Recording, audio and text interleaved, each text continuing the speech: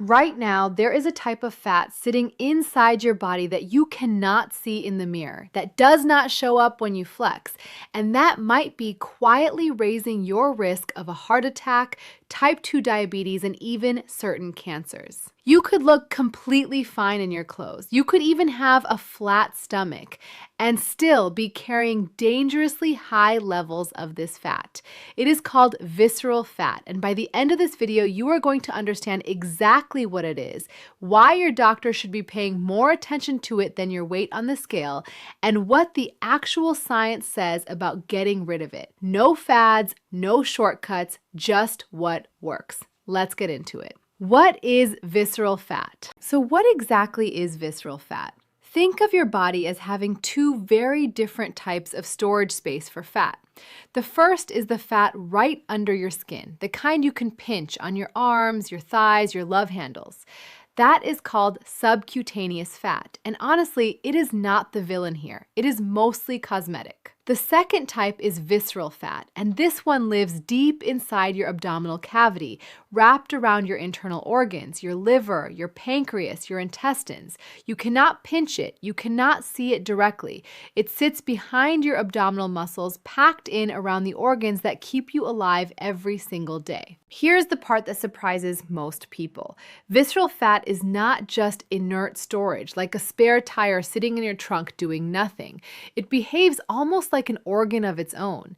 It is metabolically active, which means it is constantly releasing hormones, inflammatory chemicals, and fatty acids directly into your bloodstream.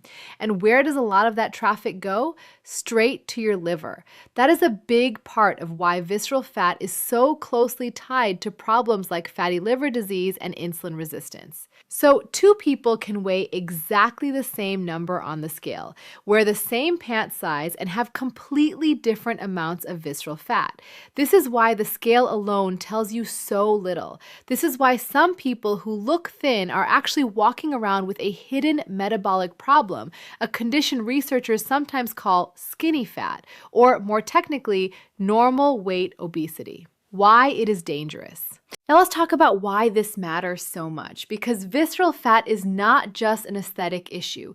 It is a functional threat to your long-term health, and the research on this has become remarkably clear over the last 2 decades. First, visceral fat is strongly linked to insulin resistance.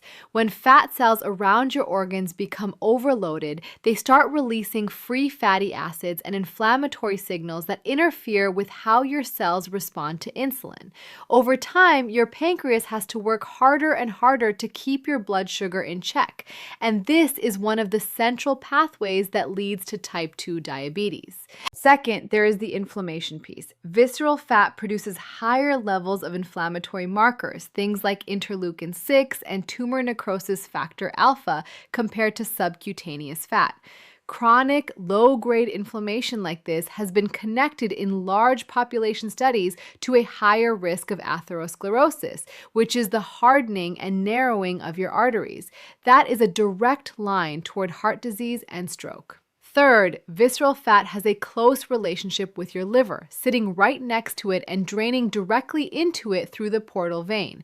This constant flow of fatty acids contributes to non-alcoholic fatty liver disease, a condition that has quietly become one of the most common liver problems in the world. And research published in major cardiology and endocrinology journals has repeatedly shown that visceral fat measured through imaging like CT or MRI scans correlates more strongly with cardiovascular risk and metabolic syndrome than total body weight or even overall body fat percentage. In other words, where your fat is stored matters just as much as how much of it you have. Does that mean everyone with a bit of a belly is in danger? No, and we will bust that myth later. But it does mean visceral fat deserves your attention far more than most people give it. Biggest mistakes people make. Before we get into what actually works, let's talk about where people go wrong, because I see the same mistakes over and over. Mistake number 1 is chasing spot reduction. People do hundreds of crunches a day, convinced they can burn fat directly off their stomach. Your body does not work that way. You cannot choose where fat comes from when you lose it.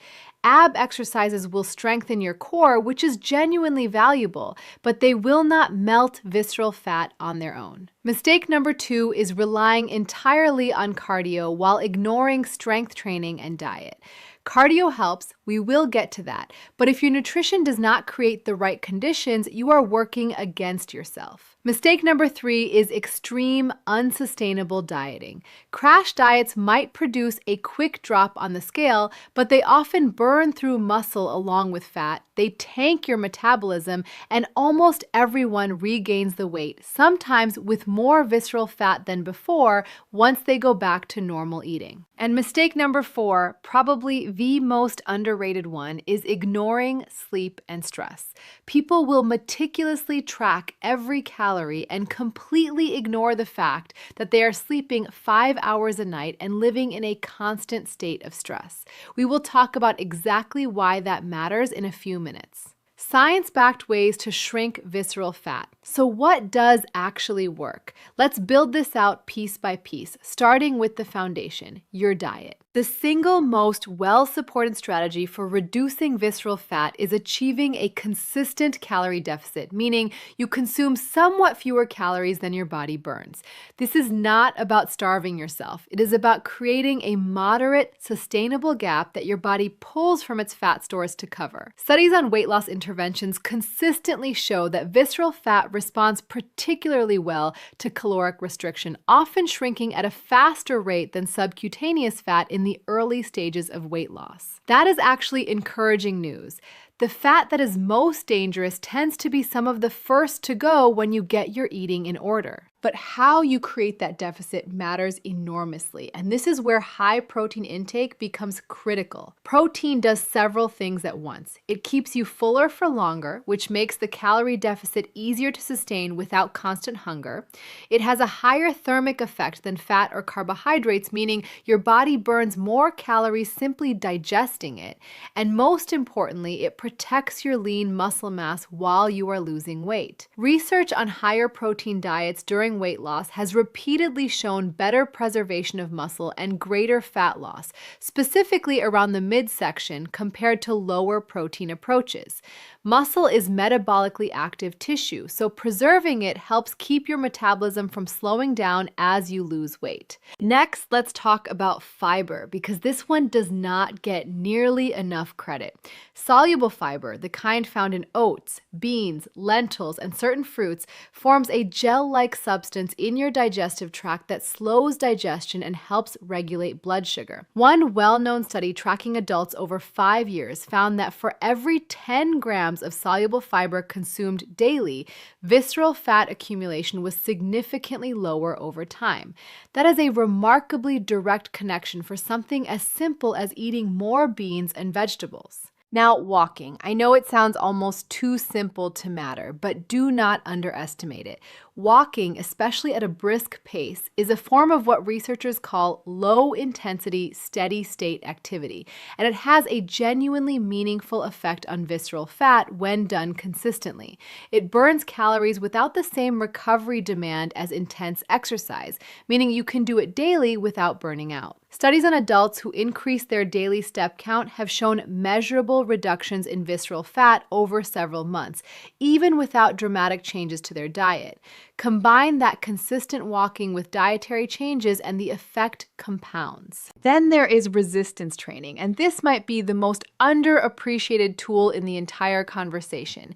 When you lift weights or do body weight resistance exercises, you are not just burning calories during the workout. You are building and preserving muscle, which raises your resting metabolic rate over time. Multiple studies comparing aerobic exercise alone to resistance training alone and combinations of both have found that resistance training contributes meaningfully to visceral fat reduction, sometimes rivaling the effects of cardio, and the combination of both types of exercise tends to outperform either one alone. Sleep is next, and honestly, this might be the most overlooked factor of all. When you consistently sleep less than 6 or 7 hours a night, your body produces more cortisol, a stress hormone, and it disrupts the balance of hunger hormones like ghrelin and leptin. Ghrelin, which stimulates appetite, tends to rise, while leptin, which signals fullness, tends to fall. This is not a small effect.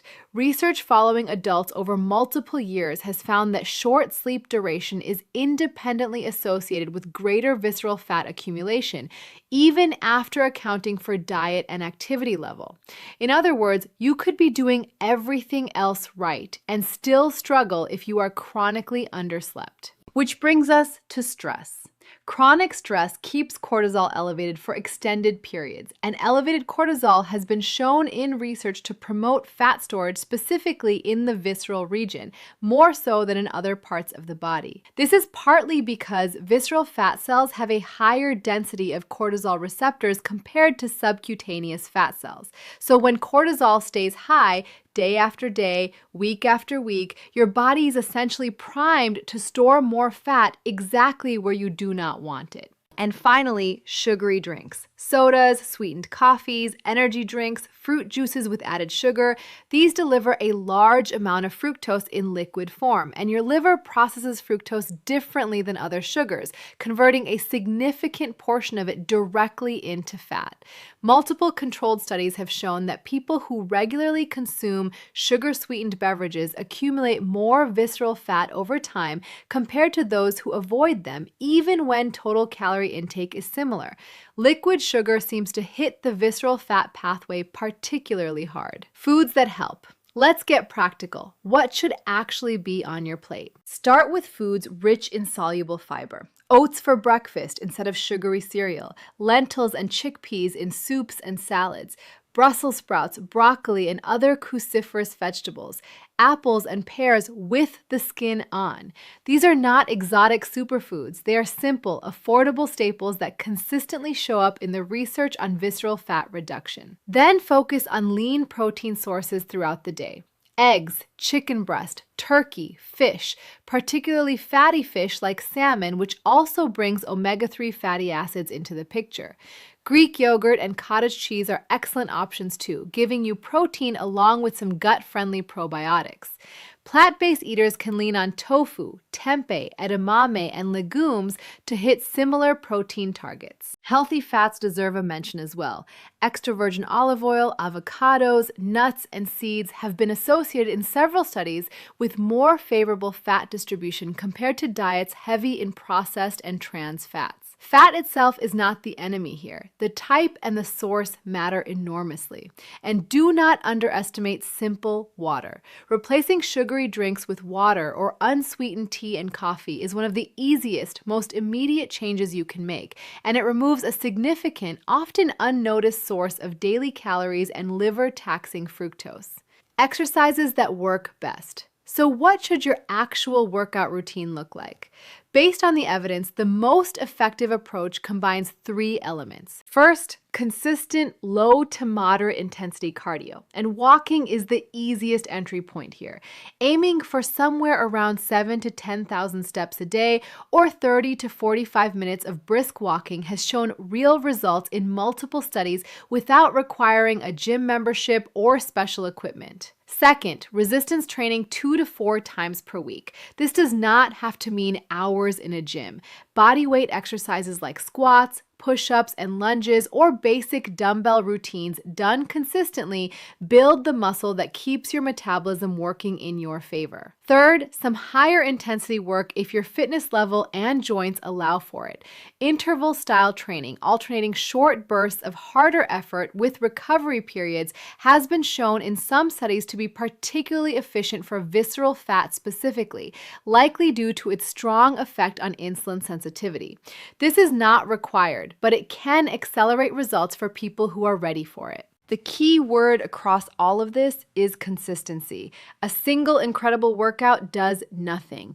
A moderate, sustainable routine repeated week after week does everything. Lifestyle habits that speed up fat loss. Beyond diet and exercise, a few daily habits make a bigger difference than people expect. Prioritize your sleep the same way you would prioritize a workout or a meal. That means a consistent bedtime, limiting screens before bed, and aiming for 7 to 9 hours whenever possible.